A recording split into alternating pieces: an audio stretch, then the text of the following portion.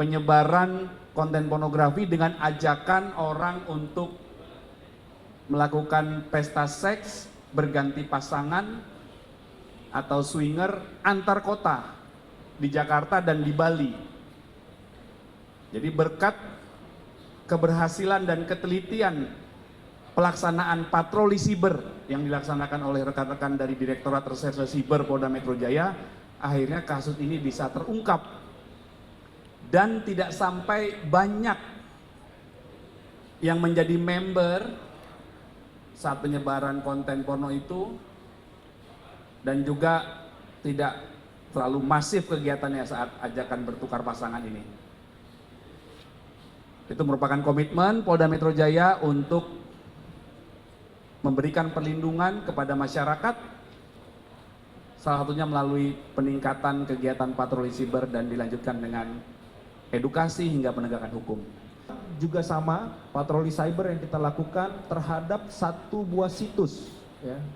Ini situs awalnya kami melihat harus masuk menjadi member, sehingga kami melakukan undercover.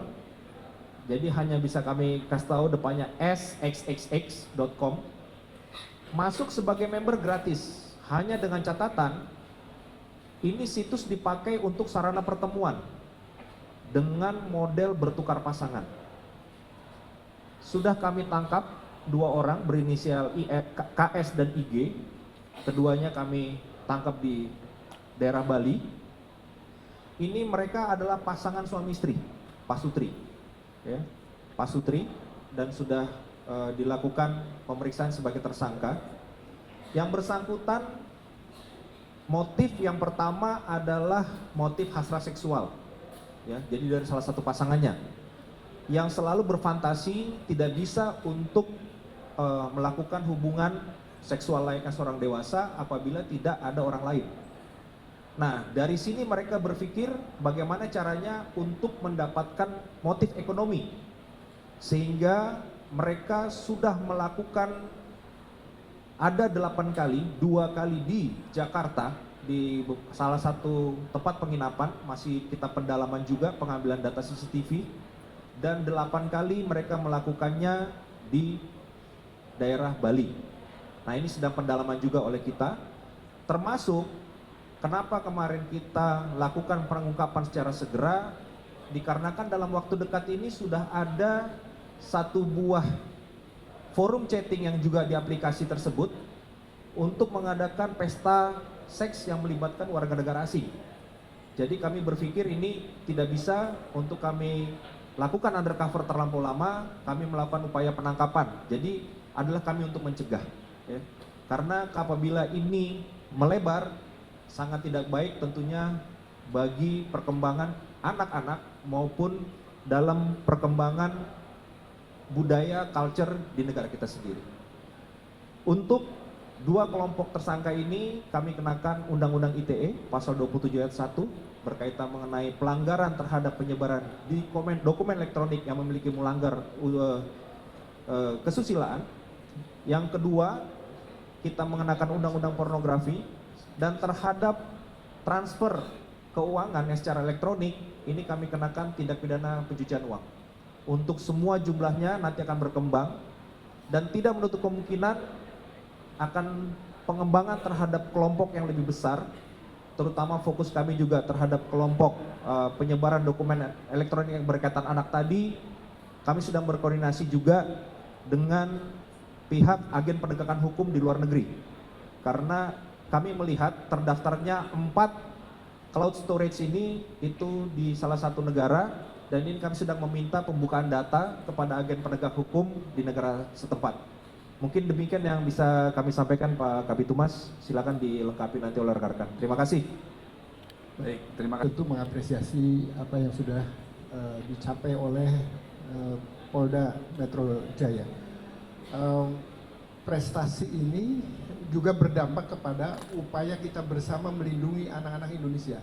689 konten video, gambar yang berhasil ditemukan dalam kasus ini, tentu ini bisa mencegah lipatan jumlah kasus kalau seandainya kasus ini tidak didapatkan dan ditangani.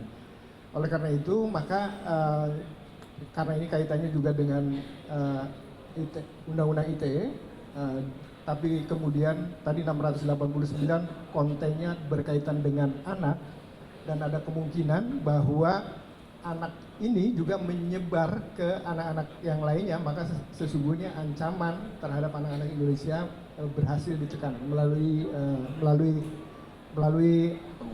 pengungkapan kasus ini.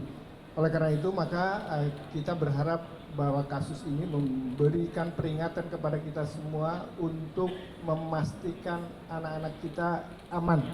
Satu, dari bahaya penyalahgunaan teknologi informasi. Bahaya yang kemudian muncul kemudian mengakibatkan anak-anak kita adiksi, ketergantungan, bukan hanya zat gitu ya, tapi perilaku berkaitan dengan game online, lalu kemudian pornografi gitu ya, judul.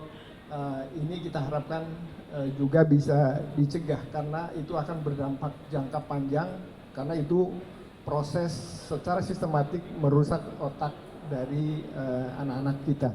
Dengan demikian maka melalui kasus ini kami berharap kepada orang tua untuk memastikan, untuk memberikan perhatian lebih kepada anak-anak kita, memberikan pujian bagi anak-anak kita daripada pujiannya nanti diberikan oleh para predator melalui medsos gitu ya. Oleh karena itu ini menjadi penting. Lalu kemudian juga tentu kami dari Kementerian Pemberdayaan Perempuan dan Perlindungan Anak agar program-program pencegahannya bisa kita tingkatkan, termasuk keluarga banyak membuat kegiatan-kegiatan offline, termasuk memberikan pelatihan tentang pengasuhan. Dan tentu yang paling penting adalah ketika menemukan konten pornografi bisa tahu kemana harus melapor, dan kalau ada kejadian anak kita menjadi korban eksploitasi ekonomi maupun seksual, sebagaimana kasus ini bisa diungkap, maka kita berharap bahwa korban dan keluarga korban atau siapapun yang mengetahui bisa segera melapor.